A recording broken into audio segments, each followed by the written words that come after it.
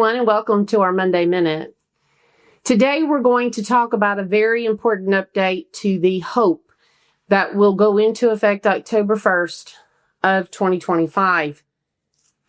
The last week of April 25th, I believe, there was a new release of an updated guidance manual for completion of the HOPE tool, an updated HOPE itself. And in that guidance manual, there were multiple updates, a few of which I will going to share with you today. One significant note is that they actually changed one of the items on the HOPE.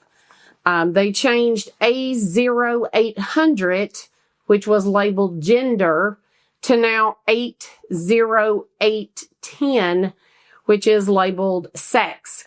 And the sex that is listed there must match what is in the Social Security record of the patient. This change was simply to match other post-acute care setting documents.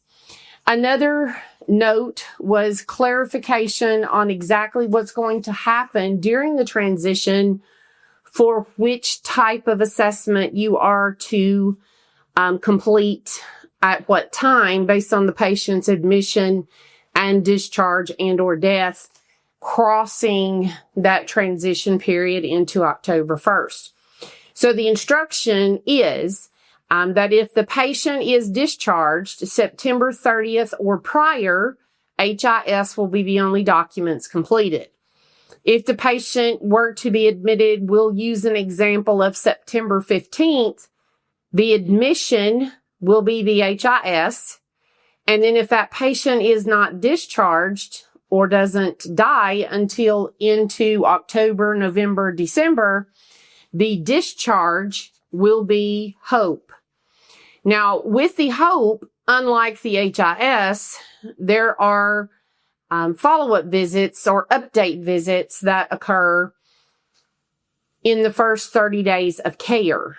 Those will not occur if a patient's admission was done with the HIS. If the patient is admitted prior to October 1st, there will be an HIS admission document.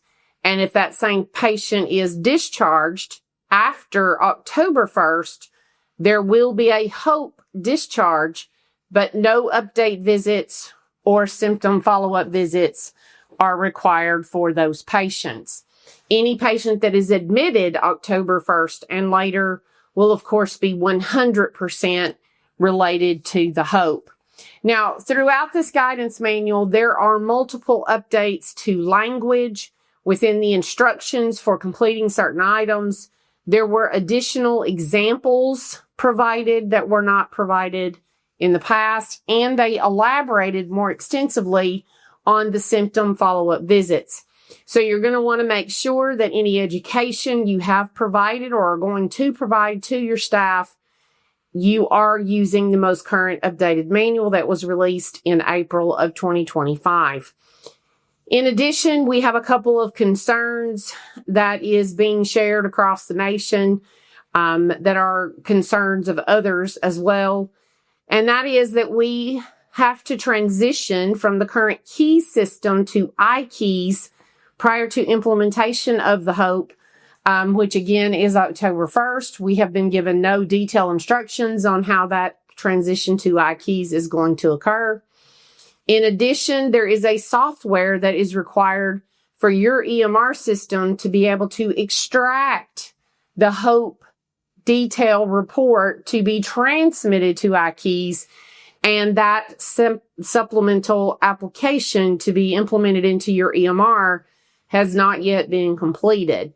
So there is some concern. Do note that at this moment, your hospice quality reporting program compliance will include that the fourth quarter, October 1st through December 31st, you have to have at least 90% of these HOPE documents transmitted timely, which will be within 30 days. Now, the thing that we're really looking at here is many people are asking for a delay in the implementation of HOPE. We really don't anticipate there will be a delay in the implementation but we are hoping to get CMS to delay the application of the results to the Hospice Quality Reporting Program for compliance purposes in calculating whether or not you'll receive a 4% penalty in future payments. As of this moment, the fourth quarter will count in the Hospice Quality Reporting Program, but if you are asked to participate in any way with advocacy, do note that that might be related to having the Hospice Quality Reporting Program implementation of HOPE delayed. We at Healthcare Provider Solutions are here to assist you with any HOPE situations that you might have, including education. We have a 2-day hospice workshop coming up in June. We would be thrilled for you to attend. 2 of those sessions will be focused specifically on the HOPE completion and the updates, of course, that went into effect in the April manual. Thank you for listening today and have a fabulous week.